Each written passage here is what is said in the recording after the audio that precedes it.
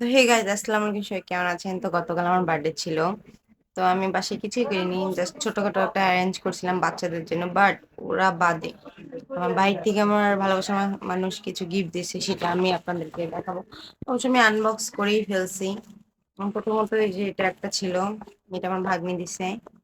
এটা অনেক এটা ভাগ্নি দেয়নি, ওয়েট।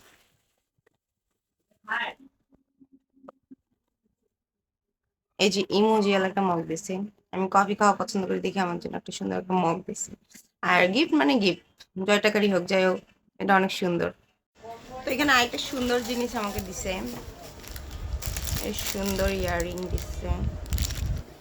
এটা আমি আজকে পরবো। আর এই যে হাতের এই চুড়িগুলো দিছে, এটা অনেক সুন্দর। যাই হোক, থ্যাংক ইউ।